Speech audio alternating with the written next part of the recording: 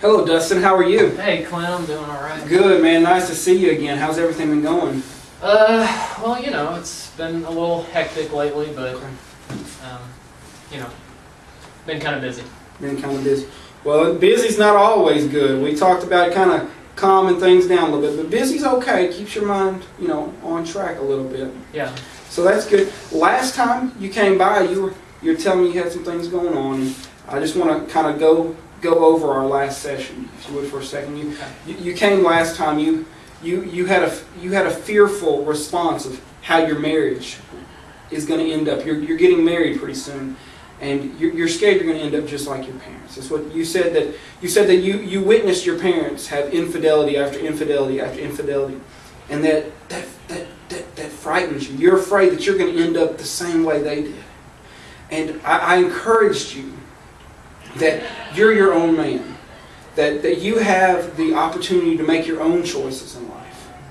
And I know you were telling me that things were going on with your parents at home and with your wife, or your fiance, should I say, and that you just felt like you were just emotionally a wreck. You just felt like you were busy nonstop and you had no time to do anything else. During this week, since we last met, how did you handle that fear that you were feeling? Well, I actually took a few days off and went and saw my pastor, and went and talked with him about it, and just kind of told him, the situation and what I'm feeling and what's been going on. And, I prayed about it, and I just, kind of tried to sit down and get my thoughts together. And so I went and talked to pastor about it, and, we talked about it. He had a lot of good things to say, but, pretty much, he was telling me it's going to be my decision ultimately, and I have to do what I feel is the right thing. Yeah. And so that kind of gave me some reassurance, some encouragement. But it's still a real big decision, and I definitely value his advice. But still, it definitely helped. What do you feel on the inside after this week of preparation and alone time, and as you said, you went to see your pastor. After that week, what are you feeling like the decision should be? I really feel like, Lauren is the girl for me. Like, we need to get married, and, that's the right thing to do. Yeah. How are you dealing with the fear that you're feeling of ending up just like your parents? I'm trying to, just put that aside and think, this is my decision, it's my life, and I don't have to be like that. Just because they did doesn't mean I have to. Still, it's kind of in the back of my mind, but. Okay, well, through the next few weeks, as we continue to meet, we'll work through that a little more, because that's a big issue. That's been with you for a long time, so it's not going to go away overnight. We can't just this life isn't like a magic genie we can just rub and say thoughts be gone. It doesn't work that way. It's going to take time to work through those thoughts, yeah. And for you to have the encouragement of knowing that you're not like your parents, and that you've seen them do things that you would never do.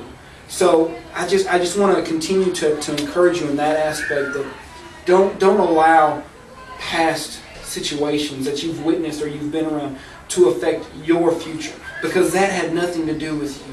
That was your parents, and you saw that with your own eyes, which gives you even a better chance of saying, that's not going to be me. Yeah. I'm not going to do that.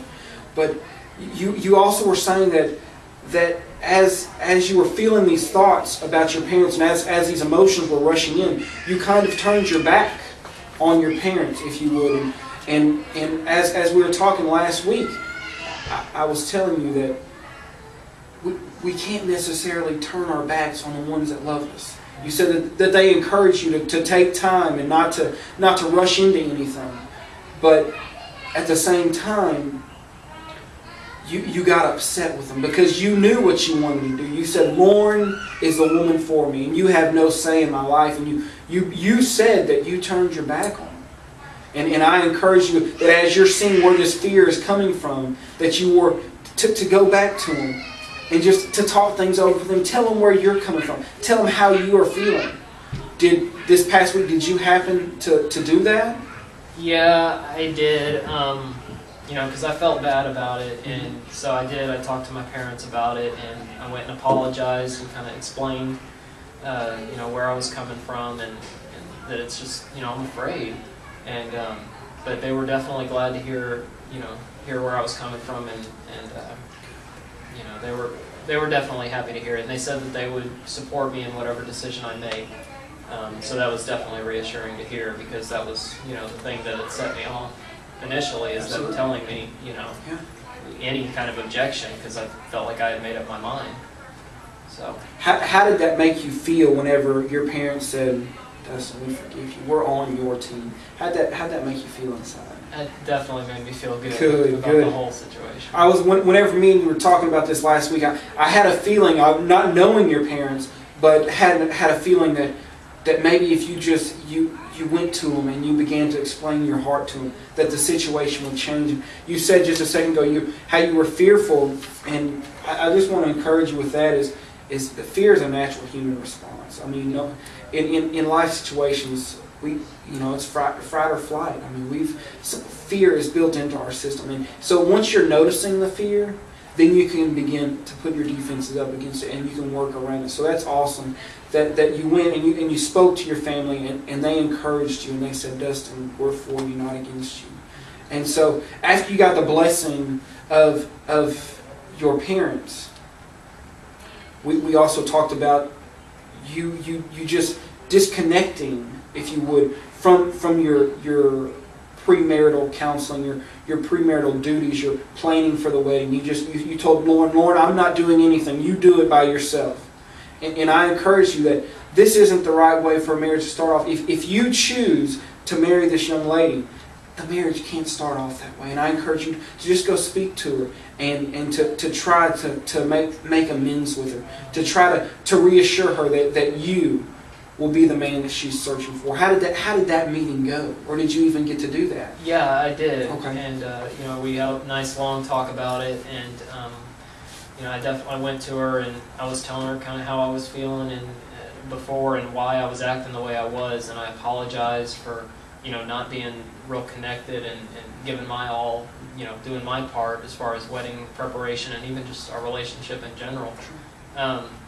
But yeah, I told her that I'm going to start doing my part, and I want to do my part. I want to be involved in the planning and the relationship, and I can definitely understand why that would have, how she must have felt, with me not doing my part and acting the way I was. But yeah, we had a great talk about it, and it definitely went over well. She was very happy to hear it. Awesome. So you think that your relationship was strengthened by that conversation? Definitely.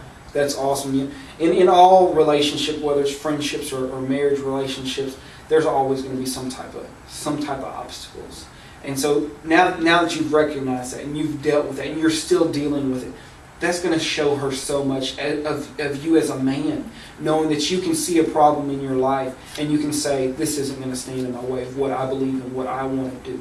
So I'm so glad that you took that step, because those were some tough steps to take.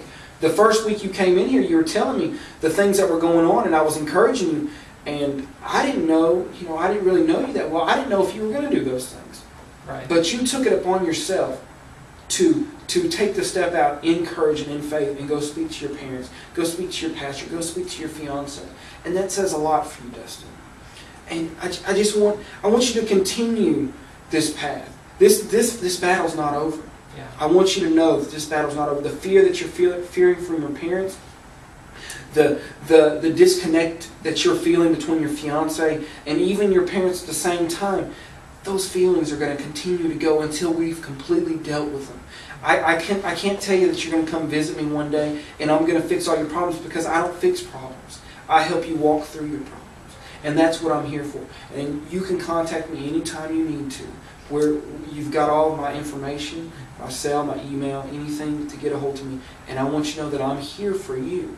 And I just want you to continue to take the time that you need for yourself as well. Don't get so wrapped up on the daily life that you forget about you, because you need time as well. You need time away from work. You need time away from your family. You need time away from your fiance. You just need you time. Go see a movie. Go fishing. Go hunting. Go hang out with buddies or whatever. Just do something that'll make you happy.